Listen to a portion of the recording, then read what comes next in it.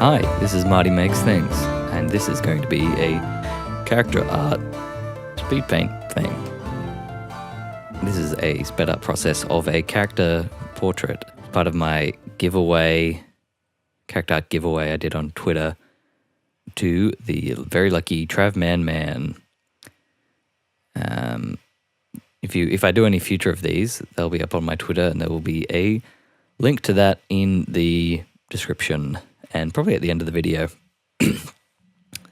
So I'm just going to talk a bit about the process as it happens. It's pretty short already, so I can't really go into huge detail. And I'll talk a bit about like this kind of art, what I love about it, and some tips on doing it yourself. If you want to see any kind of more in detail videos, I could it may be a thing in the future. Let me know in the comments. So at this point, I've started with a sketch, did a few kind of pose outlines. I'm really always bad at my like anatomy with the quick sketches for the poses. I should probably do some more life drawing and stuff, but it's just to try to figure out like a stick figure doing it. And then I actually start honing in on like the proportions. Sometimes I'll get up a reference. Usually I don't need to. Although I usually find like there are some things that are just hard to know sometimes. Like, how big are the hands? I know there's references for that. Like I think it's meant to be like around the face size. But sometimes I do that, and the face has been made smaller because of some kind of design choice I've done without really thinking about it. And then I end up with tiny hands or giant yowie hands. So it's a bit of that kind of proportion stuff is good. But the cartoonier you get, the less it really applies. And then I kind of dress the character with costuming. And that stage can go for a while because I need to find a lot of the character. For this one, earlier you would have seen I started with just box shoulders. I didn't really go into the shape they were. I wasn't sure. I just knew I wanted that kind of size, that kind of World of Warcrafty. It's almost a bit Warhammer as well, I guess. Those kind of giant shoulder pads of armor that are pretty ridiculous, but they look good.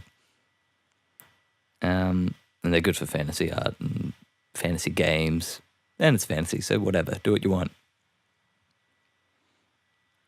And then I go through, after making the kind of design and giving it the kind of vibe that I want, and then I go through and flat out the colors like I would a comic book.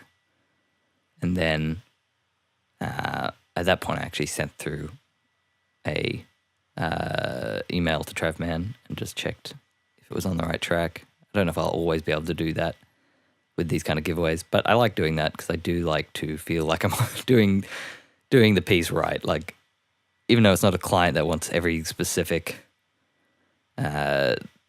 nook and cranny to be designed perfect for them, like it is my interpretation. I don't want to go way off base and not even realize and give somebody something that's just not usable in any way. Like, oh, this isn't my character kind of thing. And then after that, I go through and make another layer. I've done this a few ways. Like, some people love multiply layers. Some people just paint over. Paint over is probably the best way if you've really got it. But I find finding the colors early is pretty difficult. Like, if you just go through in a color picker and just make a swatch without any idea or reference, you're going to get some weird stuff. Like, I perpetually used to draw my skin tones, like, of white people way too white, and even, like, black people, like, probably still too light, like too of a light brown, because you go dark and it just starts looking messy, even though on any person's skin, like, the shadows are shadows. They get pretty dark. And it's hard to find those kind of values with every part of the body. Like, right now, I kind of, I've definitely made the boots and stuff a bit too dark, and I kind of lighten them up. But I don't know. I do like them being pretty dark. I've run into troubles before where I've tried to draw something like, oh, this character is wearing all black, they're an assassin. And then I bump it up a bit too light because I find it too hard to read. But then it doesn't look, now they're wearing grey. They're like an old man assassin instead of a regular cool ninja. But anyway, so I put in the flat colors, I put in the shadows over that on a separate layer just to give me a ballpark of the colors. I end up adjusting them at the end anyway, so nothing's ever set in stone. You really just got to pick some colors, work with them. If you're unsure, keep them on a separate layer, and it'll be much easier to go back to. I tend to work more and more on more condensed layers, or I work a new layer until I'm happy with it, and then I just flatten it down, which sometimes bites me in the butt. Because I want to change something and I realize, I got to select that whole thing out again and repaint around the edges and all that kind of stuff. And then on top of that, I start rendering, and rendering is just a slow process. It is most of this video. I've had there are lots of ways to render, lots of different kind of brush styles, but it's really where all the character of your style comes out. And that can be, it can be brushes. It's more than brushes. It's how you place paint and stuff and how you build it up. Do you leave it with rough edges? Do you smooth out all those gradients? That's the biggest thing. It's basic. Yeah, I mean, everything is important. Color selection, drawing, and painting.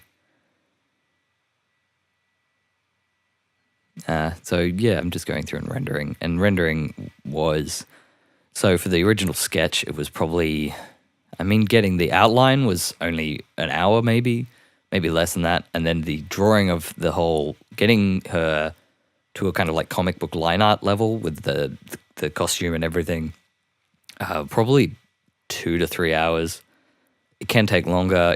Sometimes I go really in detail with the lines, make sure everything's there, and then rendering is just a matter of slogging through it and making it look pretty. And that gets the most refined results for me, for the most part. But in this one, I wanted to start painting earlier, and it's way more fun to me to start painting as early as possible, because then the painting process is still designing. But if you, I